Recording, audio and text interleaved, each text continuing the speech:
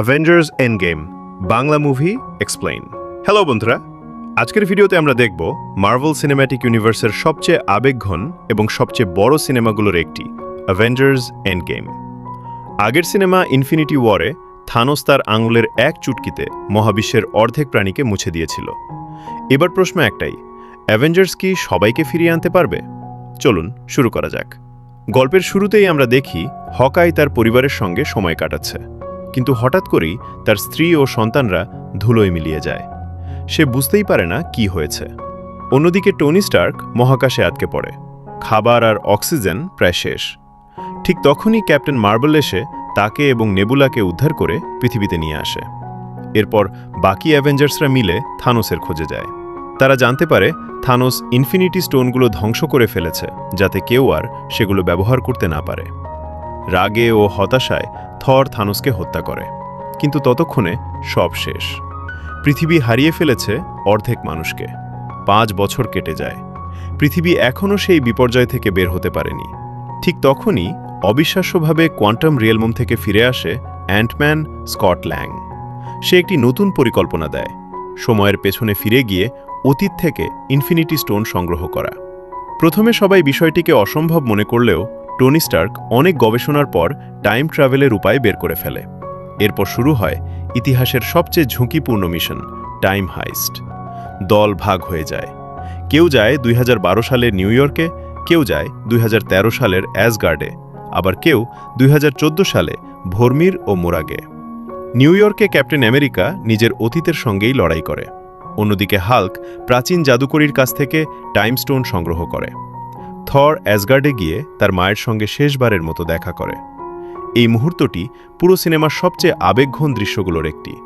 তার মা তাকে মনে করিয়ে এদিকে ভর্মিরে যায় ব্ল্যাক উইডো এবং হকাই। সেখানে তারা জানতে পারে সোল স্টোন পেতে হলে সবচেয়ে প্রিয় মানুষকে উৎসর্গ করতে হবে। দুজনেই নিজেদের জীবন দিতে চায়। শেষ পর্যন্ত ব্ল্যাক উইডো নিজের জীবন উৎসর্গ করে, যাতে হকাই স্টোন নিয়ে ফিরে যেতে পারে। অন্যদিকে 2014 সালের নেবুলা ভবিষ্যতের নেবুলার স্মৃতির সঙ্গে সংযুক্ত হয়ে যায়।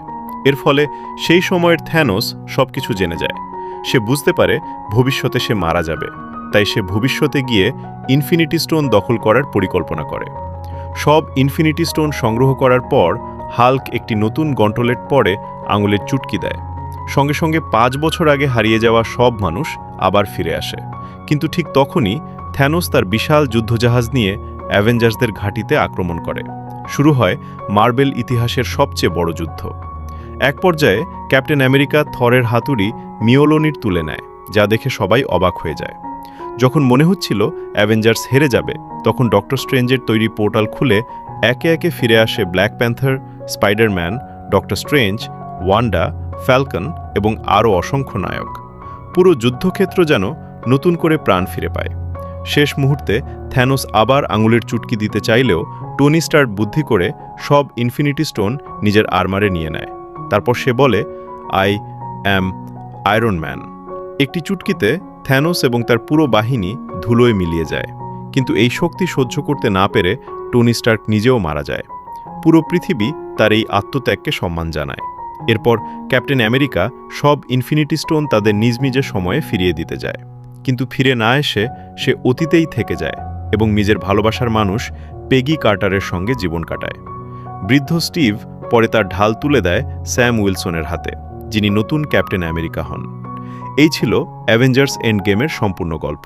বন্ধুরা, আপনাদের সবচেয়ে প্রিয় মুহূর্ত কোনটি ছিল? ক্যাপ্টেনের মিওলনির তোলা নাকি টনি স্টার্কের শেষ আত্মত্যাগ? কমেন্টে অবশ্যই জানাবেন। ভিডিওটি ভালো লাগলে লাইক করুন, বন্ধুদের সঙ্গে শেয়ার করুন, আর এমন আরও বাংলা মুভি এক্সপ্লেইন পেতে চ্যানেলটি সাবস্ক্রাইব করতে ভুলবেন না। ধন্যবাদ।